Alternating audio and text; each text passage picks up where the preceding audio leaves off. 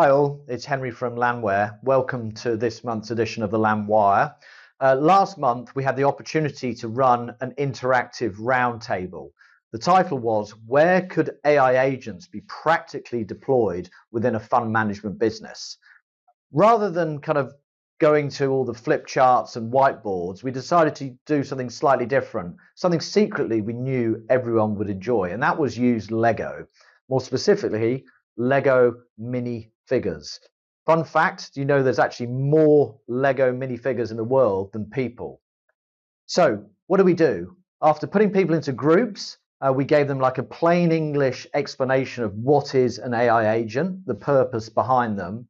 And then we asked them to map out the structure of a fund, putting in the various heads of department, like a typical organizational structure, and using Lego minifigures to appoint each of those heads of department. So you've got the CIO, Chief Investment Officer, COO, Trader, Investor Relations, Finance, Compliance. We then asked them to identify one job within one of those areas that would naturally lend itself to being done really well by an AI agent. Now, naturally, we had to give them some guidance here. What is a good job for an AI agent? So it's got to be something simple, repeatable. It's got to be able to be explainable on like one page of A4.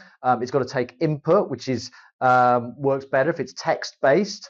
And also it's got to have an output that leads to a clear action and have a level of intelligence required or decision making around it. So that then led to them putting in their first AI agent in terms of a Lego minifigure in that area. We then asked, well, who's checking the output of that task, that job? So this is where another AI agent or Lego minifigure could be put in alongside. And the final part was, well, where do the humans still need to be in the loop? And that was an interesting one because they absolutely still do. And the obvious point was, well, before it actually does anything, before it takes any action, but also it raised questions around accountability and regulatory reasons why you still need people and human in the loop. So there were some great use cases that came out, everything from investor relationships and reporting, investment research, screening, operational decision making around corporate actions, compliance monitoring, a whole spread of different use cases. So before you kind of disappear off and start playing with Lego in your own business, please do check out some of the other content that we've got this month in this month's edition of the LanWIRE. Have a great time this month in your financial services business.